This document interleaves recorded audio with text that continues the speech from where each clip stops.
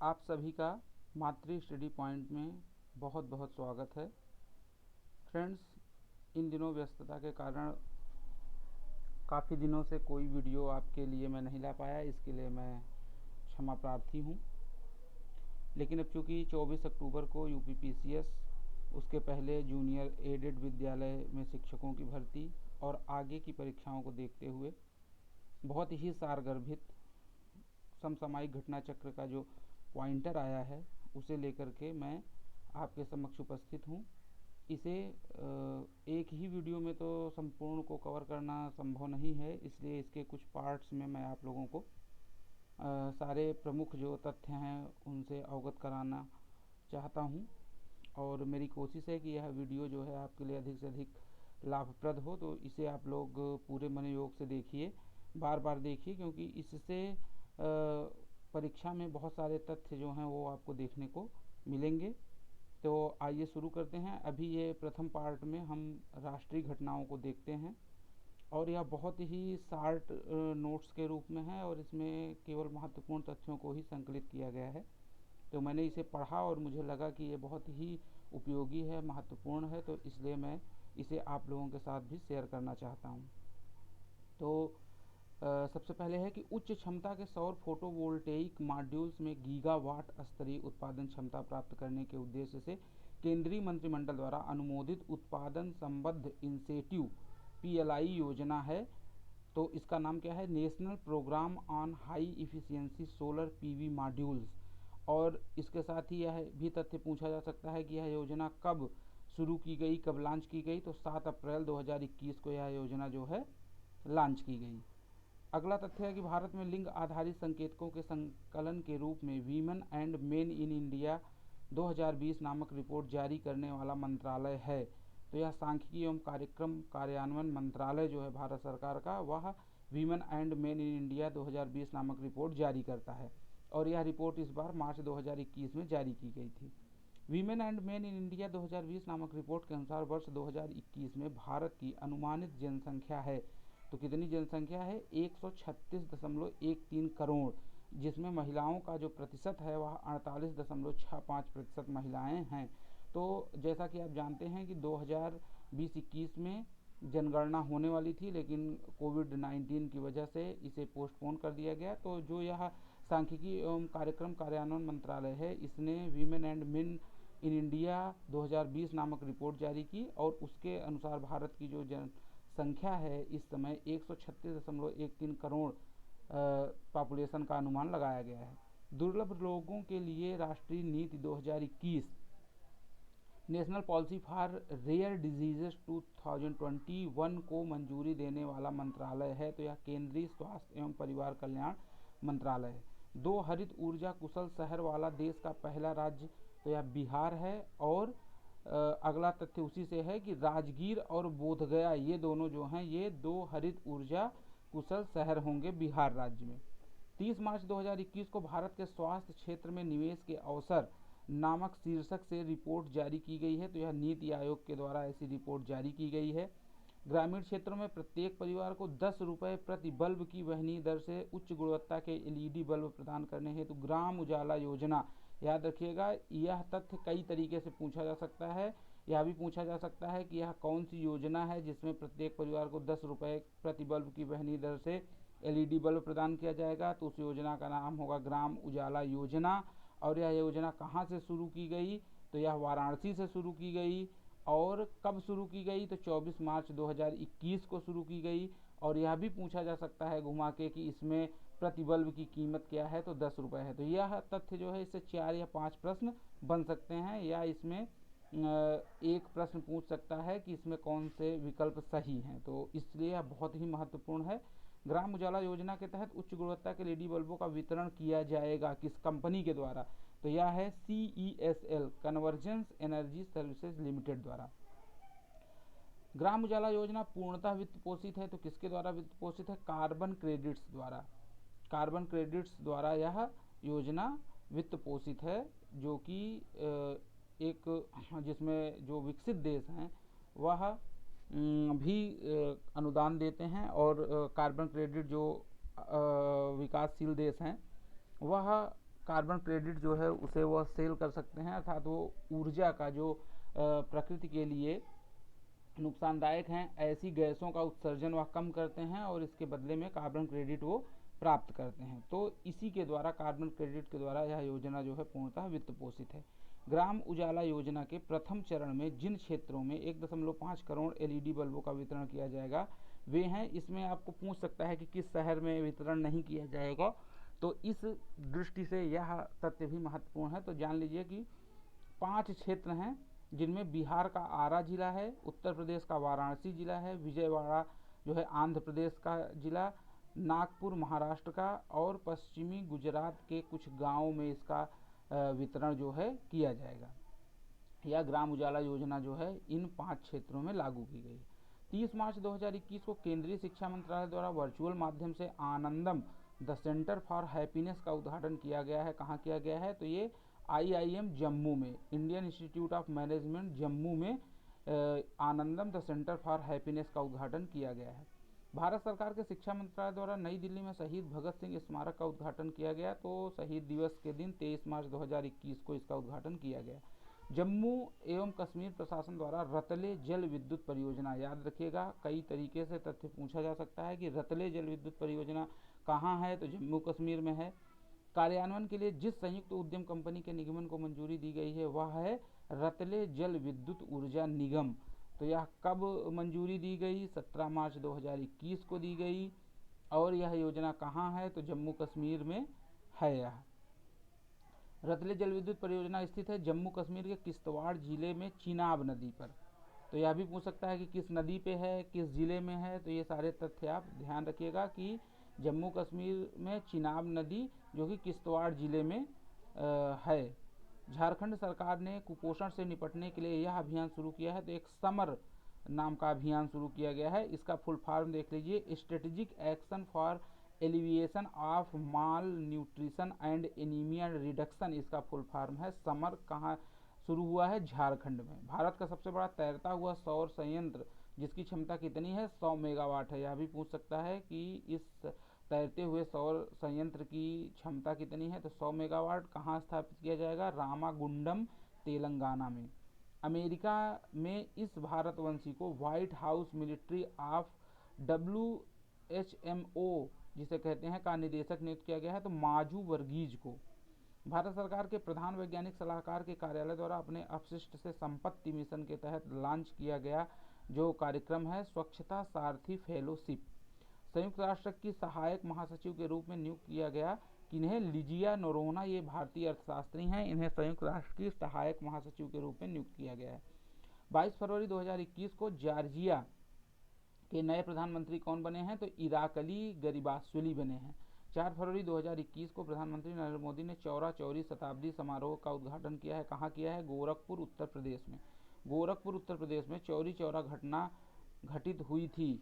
तो ये 4 फरवरी 1922 इसमें दिया हुआ है। हालांकि कुछ पुस्तकों में 5 फरवरी 1922 भी इसको दिया गया है। तो चूँकि यह रात की घटना थी तो इसलिए थोड़ा सा ऐसा डिफरेंस देखने को मिल रहा है। आप विकल्प में जो आपको सबसे सुटेबल लगेगा, वैसे या तो 4 देगा या तो 5 देगा, एक ही ऑप्शन ऐसा देगा, तो आप उसको सही टिक कर सकते हैं। चौरी चौरा शताब्दी समारोह का आयोजन किया गया है 4 फरवरी 2021 से 4 फरवरी 2022 तक। 21 से 23 जनवरी 2021 के मध्य पत्तन पोत परिवहन एवं जलमार्ग मंत्रालय द्वारा कच्छ गुजरात में आयोजित 3 दिवसीय बंदरगाह समीक्षा बैठक को क्या नाम दिया गया है? चिंतन बैठक। भारत के सबसे लंबाई कितनी है? 169.35 मीटर सड़क मेहराब जिसे आर्क ब्रिज के नाम से जाना जाता है का उद्घाटन किया गया है। कहाँ किया गया है? मेघालय में। और कब किया गया है? 22 जनवरी 2021 को।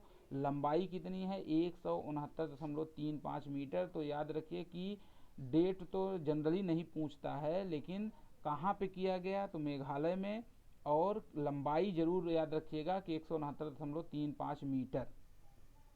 इंडिया इनोवेशन इंडेक्स का द्वितीय संस्करण किसके द्वारा जारी किया गया? तो नीति आयोग द्वारा। कब जारी किया गया? 20 जनवरी 2021 को। प्रधानमंत्री नरेंद्र मोदी ने वीडियो कॉन्फ्रेंसिंग द्वारा गुजरात स्थित इन 2 परियोजनाओं हेतु भूमि पूजन किया है। तो अहमदाबाद मेट्रो रेल परियोजना का द्वितीय चरण और सूरत मेट्रो रेल परियोजना। 16 जनवरी 2021 को भारतीय रेलवे ने बोगियों के आवंटन तथा लौह अयस्क की ढुलाई का नियमन करने वाली जिस नीति की घोषणा की है, तो लौह अयस्क नीति 2021। लौह अयस्क नीति 2021 कब से प्रभावी हुई है, तो 10 फरवरी 2021 से प्रभावित हुई है।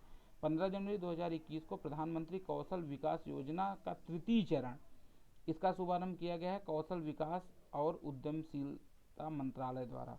नई पर्यटन नीति 2021 से 25 लागू करने वाला राज्य कौन सा है, तो गुजरात है। हाल ही में मुख्यमंत्री बागायत विकास मिशन की घोषणा कहाँ की गई, तो ये भी गुजरात सरकार ने किया है।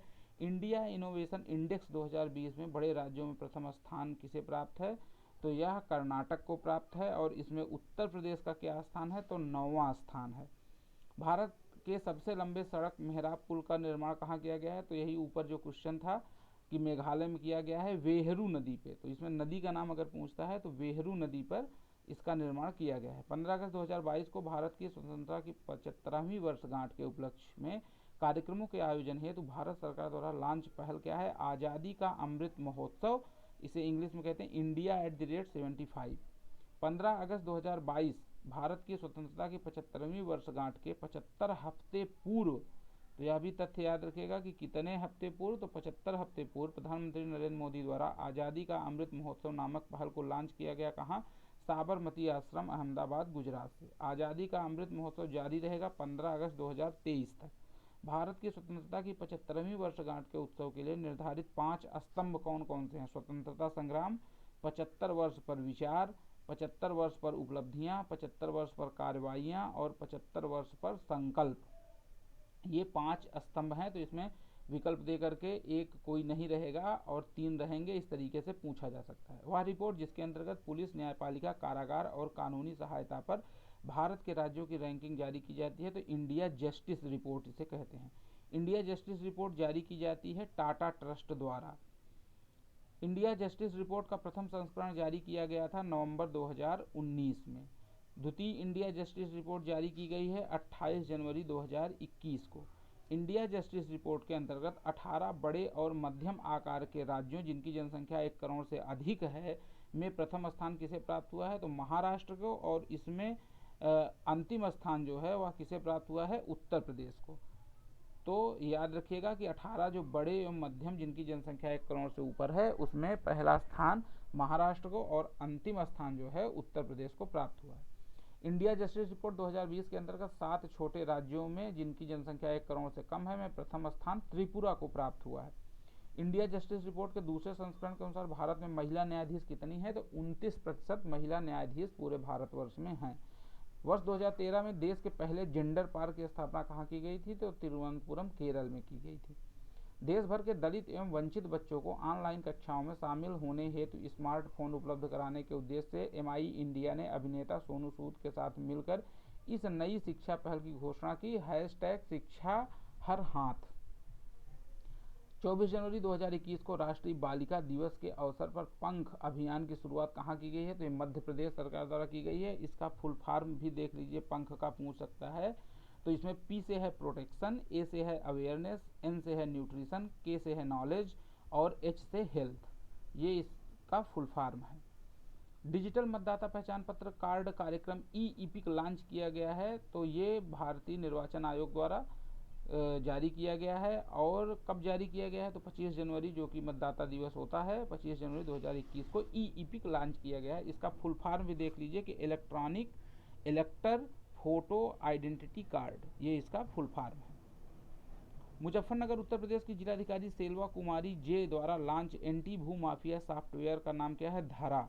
यह एक सॉफ्टवेयर है जिसे भू माफियाओं पर कार्रवाई के लिए बनाया गया है। कब बनाया गया है, जनवरी 2021 में। भारत के शिक्षा मंत्रालय के स्कूल शिक्षा एवं साक्षरता विभाग के तहत कार्यान्वित की जाने वाली एक नई केंद्रीय प्रायोजित योजना जो है स्टार्स परियोजना है। स्टार्स परियोजना का फुल फॉर्म क्या होगा, strengthening teaching learning and results for states. वे 6 भारतीय राज्य जहां स्कूल शिक्षा की गुणवत्ता एवं प्रशासन में सुधारित स्टार्स परियोजना कार्यान्वित की जाएगी, तो हिमाचल प्रदेश, केरल, मध्य प्रदेश, महाराष्ट्र, उड़ीसा और राजस्थान, इन 6 राज्यों में स्टार्स परियोजना जो है लागू की जाएगी। भारत ने स्टार्स परियोजना हेतु वित्तीय सहयोग के लिए समझौता हस्ताक्षरित किया है, तो किसके साथ, विश्व बैंक के साथ। वित्तीय सहयोग हेतु समझौता हस्ताक्षरित किया गया है। इस परियोजना की कुल लागत कितनी है? 5,718 करोड़ रुपए। इसमें से विश्व बैंक कितनी धनराशि देगा? तो 3700 करोड़ या 500 मिलियन डॉलर जो है वो लगभग धनराशि उपलब्ध कराएगा। वर्ष 2021 के लिए पल्स पोलियो कार्यक्रम का प्रारंभ किया गया था। कब? 30 जनवरी 2021 को। किसके द्वारा? राष्ट्रपति रामनाथ कोविंद द्वारा। और पल्स पोलियो प्रतिरक्षण कार्यक्रम कब शुरू हुआ था? तो 2 अक्टूबर 1994 को। और भारत में अंतिम मामला जो है पल्स पोलियो का, या माफ़ कीजिएगा, भारत में जो अंतिम पोलियो का मामला था वह हावड़ा पश्चिम बंगाल में 13 जनवरी 2011 को दर्ज किया गया। वर्ष 1697 में असम अरुणाचल प्रदेश सीमा पर स्थित हिमबस्ती गांव में आए भूकंप को इतिहासकारों ने क्या नाम दिया है? तो सदिया भूकंप इसे नाम दिया गया है। वह संस्थान जिसके वैज्ञानिकों द्वारा हिमबस्ती गांव अरुणाचल प्रदेश में किए गए उत्खनन के फलस्वरूप सदिया भूकंप के प्रथम भूगर्भीय साक्ष्य प्राप्त हुए हैं। तो ये कौन है? वाडिया हिमालय भू विज्ञान संस्थान, देहरादून। तो देहरादून का संस्थान है, वहीं के वैज्ञानिकों ने इसे खोजा है। भारत की पहली भूतापीय क्षेत्र विकास परियोजना की स्थापना कहाँ की जाएगी? तो यह लद्दाख में की जाएगी। जियो थर्मल फील्ड डेवलपमेंट प्रोजेक्ट जो है कहाँ लगाया जाएगा? लद्दाख में। लद्दाख में भारत की पहली भूतापीय क्षेत्र विकास परियोजना की स्थापना के लिए ऐतिहासिक त्रिपक्षीय समझौता हस्ताक्षरित हुआ। तो किसके किसके मध्य हुआ है? केंद्र शासित प्रदेश लद्दाख, लद्दाख स्वायत्त पहाड़ी निकास परिषद लेह में जो स्थित है, और ONGC के मध्य। तो इन तीनों के मध्य त्रिपक्षीय समझौता हस्ताक्षरित हुआ है। कब हस्ताक्षरित हुआ है? 6 फरवरी 2021 को। 7 फरवरी 2021 को प्रधानमंत्री नरेंद्र मोदी ने बिहार के डोभी से पश्चिम बंगाल के दुर्गापुर तक 348 किमी लंबे प्राकृतिक गैस पाइपलाइन खंड को राष्ट्र को समर्पित किया, जो कि भाग है किसका? प्रधानमंत्री ऊर्जा गंगा परियोजना का। तो प्रधानमंत्री ऊर्जा गंगा परियोजना जो है यह एक प्राकृतिक गैस पाइपलाइन है, और इसका एक खंड जो बिहार के डोभी से पश्चिम बंगाल के दुर्गापुर तक जाता है, जिसकी लंबाई कितनी है? 348 किलोमीटर, इसे राष्ट्र को समर्पित किया गया। तो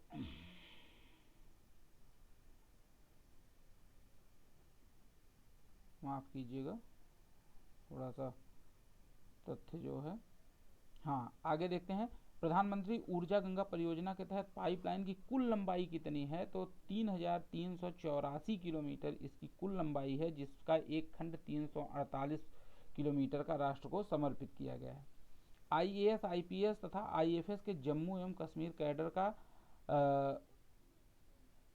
AGMUT कैडर से विलय करने हेतु राष्ट्रपति द्वारा स्वीकृत अधिनियम है जम्मू एवं कश्मीर पुनर्गठन अधिनियम 2021।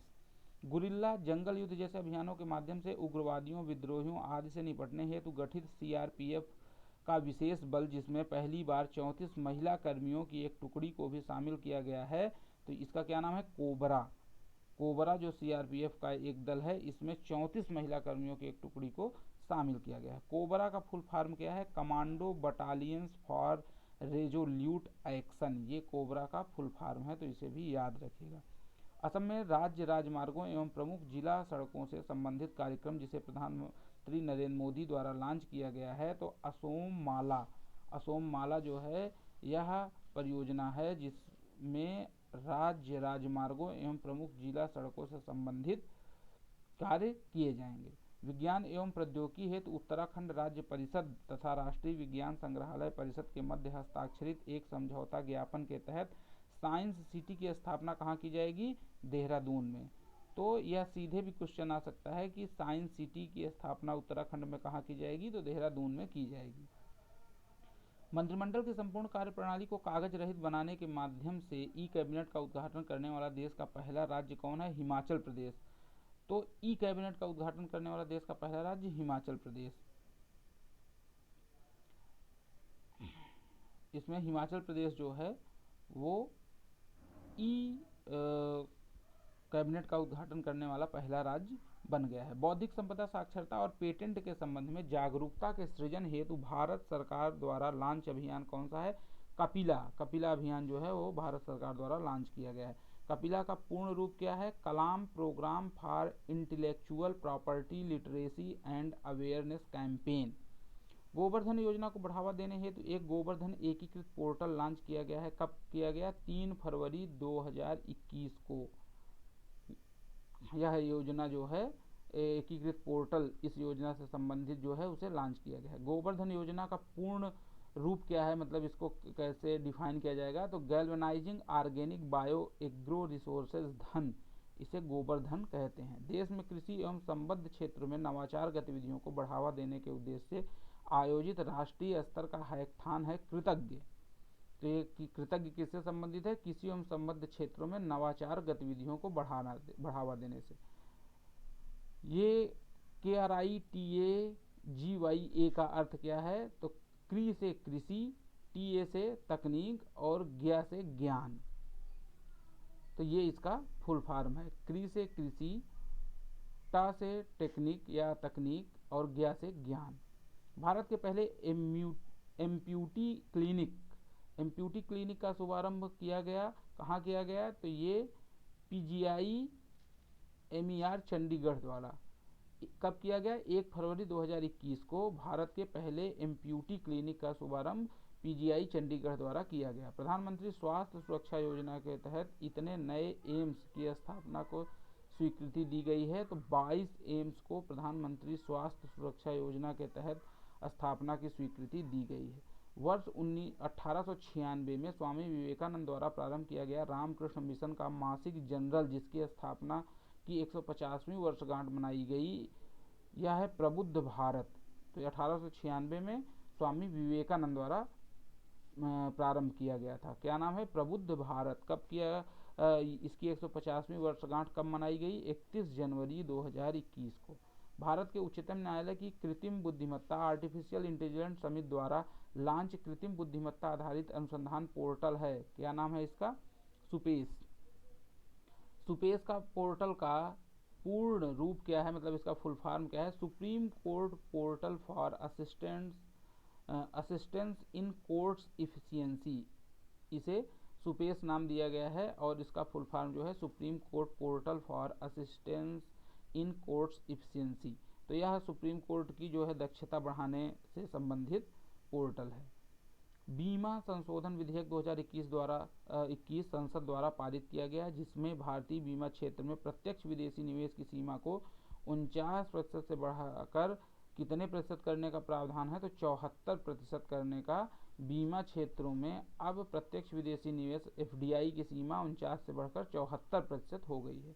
बीमा संशोधन विधेयक 2021 द्वारा संशोधन किया गया बीमा अधिनियम 1938। तो 1938 का जो बीमा संबंधी अधिनियम था उसमें 2021 द्वारा संशोधन कर दिया गया। गर्भ का चिकित्सकीय समापन संशोधन अधिनियम 2021 के तहत 2 डॉक्टरों की सलाह पर इस अवधि तक के गर्भ का समापन किया जा सकता है 20 से 24 सप्ताह। तो मतलब अधिकतम जो है 24 सप्ताह तक के गर्भ को समाप्त किया जा सकता है, लेकिन इसके लिए 2 डॉक्टरों की सलाह जरूरी है। गर्भ का चिकित्सकीय समापन संशोधन अधिनियम 2021 लागू हुआ है 25 मार्च 2021 को। तो यह जो संशोधन हुआ है यह कब लागू हुआ? 25 मार्च 2021 को। उक्त अधिनियम द्वारा संशोधन किया गया है गर्भ का चिकित्सकीय समापन अधिनियम 1971 में। मध्यस्थता और सुलह संशोधन अधिनियम 2021 को राष्ट्रपति की मंजूरी प्राप्त हुई है 11 मार्च 2021 को। उत्तर प्रदेश सरकार द्वारा काला नमक चावल महोत्सव का आयोजन किया गया। कहाँ? सिद्धार्थनगर जिले में 13 से 15 मार्च 2021 के बीच सिद्धार्थनगर में काला नमक चावल महोत्सव आयोजित किया गया। उत्तर प्रदेश सरकार ने मथुरा की गोवर्धन तहसील स्थित महाकवि सूरदास की कर्मस्थली के वर्तमान नाम महमूदपुर को बदलकर क्या कर दिया है? परासौली। परासौली जो है तो ये मथुरा की गोवर्धन तहसील में सूरदास की जो कर्मस्थली जिसे महमूदपुर के नाम से जाना जाता था उसका नाम बदलकर परासौली कर दिया गया है। अंतर्राष्ट्रीय स्तर का रामायण संग्रहालय और सांस्कृतिक केंद्र स्थापित किया जाएगा। कहाँ? राम स्नेही घाट उत्तर प्रदेश में। राम स्नेही घाट उत्तर प्रदेश में अंतर्राष्ट्रीय स्तर का रामायण संग्रहालय और सांस्कृतिक केंद्र स्थापित किया जाएगा। उत्तर प्रदेश के मुख्यमंत्री ने शहीद अशफाक उल्ला खान प्राणी उद्यान जो कि गोरखपुर में है, तो इसका उद्घाटन कहाँ किया? तो गोरखपुर में इसका उद्घाटन किया गया। उत्तर प्रदेश सरकार द्वारा केला महोत्सव का आयोजन कहाँ किया गया? कुशीनगर में। उत्तर प्रदेश सरकार ने कुशीनगर में केला महोत्सव का 22 से 25 मार्च 2021 के मध्य उद्घाटन किया या आयोजन किया। 22 को उद्घाटन हुआ और 25 को इसका समापन हुआ। उत्तर प्रदेश में वनवासी समागम का आयोजन किया गया 14 मार्च 2021 को। कहाँ किया गया? सोनभद्र में। तो चूँकि सोनभद्र एक जनजाति बहुल जो है राज्य है, जनजातियाँ यहाँ पे ज़्यादा हैं उत्तर प्रदेश की दृष्टि से, तो यहाँ पे वनवासी समागम का आयोजन किया गया 14 मार्च 2021 को। महिला योद्धाओं के नाम पर 3 पीएसी महिला बटालियन स्थापित करने की घोषणा उत्तर प्रदेश सरकार ने किया है कि 3 पीएसी महिला बटालियन स्थापित की जाएंगी और इनका नाम जो है महिला योद्धाओं के नाम पे रखा जाएगा, और यह घोषणा की गई 20 मार्च 2021 को।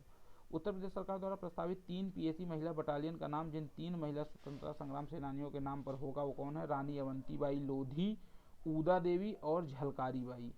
तो ये 3 नाम याद रखिएगा, रानी अवंतीबाई लोधी और ऊदा देवी और झलकारी बाई, ये स्वतंत्रता संग्राम सेनानी महिलाएं हैं। तो इनके नाम पे 3 पीएसी महिला बटालियन का नाम रखा जाएगा। अवंतीबाई महिला बटालियन, ऊदा देवी महिला बटालियन तथा झलकारी बाई महिला बटालियन की स्थापना की जाएगी क्रमशः।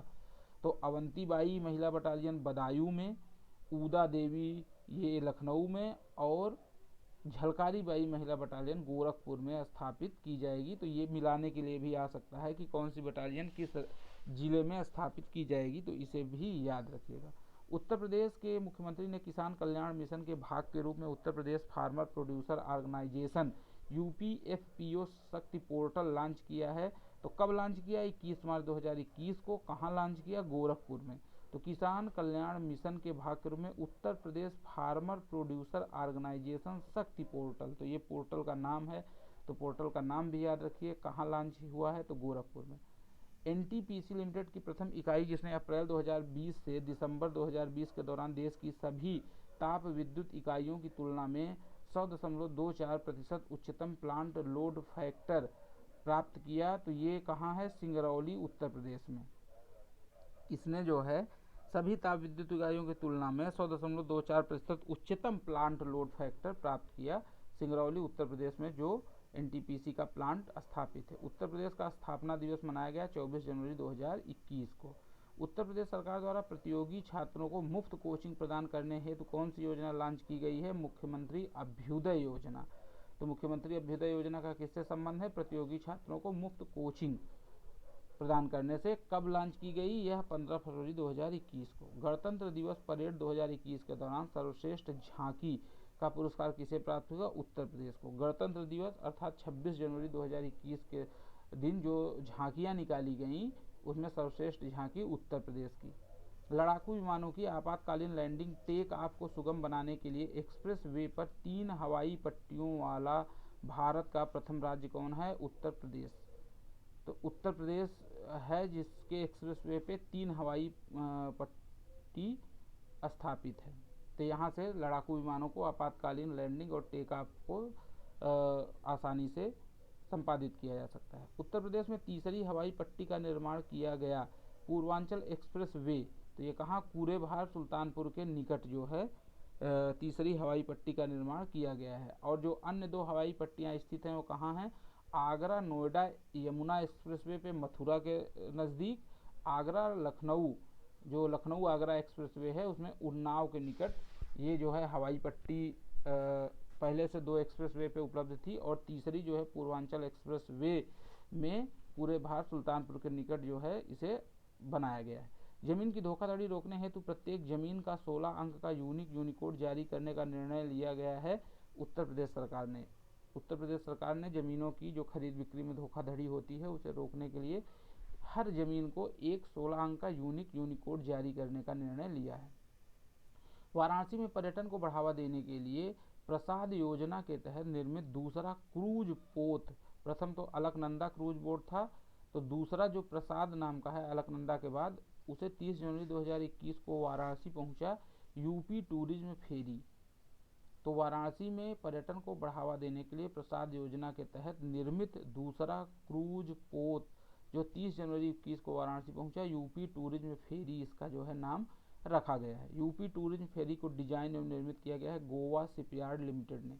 गोवा शिपयार्ड लिमिटेड ने इसे बनाया है। तो ये जो है पॉइंटर का जो राष्ट्रीय घटनाओं का से संबंधित महत्वपूर्ण तथ्य थे वो आपने देखे, और इसे आप बार बार देखें, क्योंकि इसमें जो भी तथ्य समाहित किए गए हैं ये बहुत ही एक एक क्वेश्चन में कई सारे तथ्य जो हैं समाहित कर दिए गए हैं, और इससे क्वेश्चन किसी भी तरीके से पूछा जाएगा, अगर आपके पास तथ्य रहेंगे और आपने उसके कॉन्सेप्ट को समझ लिया है तो आप उस प्रश्न को हमेशा ही सही करेंगे, उसमें गलती होने की कोई संभावना नहीं है। मेरी कोशिश है कि मैं जल्द से जल्द पॉइंटर कम से कम आपको उपलब्ध करा दूं, और इसके बाद कुछ वीडियो जो पर्सनली मैंने बनाए हैं तो उन्हें मैं आप लोगों के साथ ज़रूर शेयर करूंगा। और थोड़ा सा समय, चूँकि ऑफिस का वर्क भी रहता है तो वर्कलोड के चलते समय मैं कम दे पा रहा हूँ, लेकिन फिर भी मेरी कोशिश है कि मैं आप लोगों की सहायता करूँ, जिसमें मैं भी कुछ सीखता हूँ और आप लोग भी निसंदेह इनसे लाभान्वित होंगे, ऐसी मेरी उम्मीद है। तो आप वीडियो देखिए, बार बार देखिए, और अगर इससे संबंधित कोई क्वेरी हो तो आप कमेंट बॉक्स में मुझे बता सकते हैं, मैं उसे सॉल्व करने का पूरा प्रयास करूँगा। तो अभी के लिए इतना ही, जल्द ही इसका अगला पार्ट आएगा। बहुत बहुत धन्यवाद।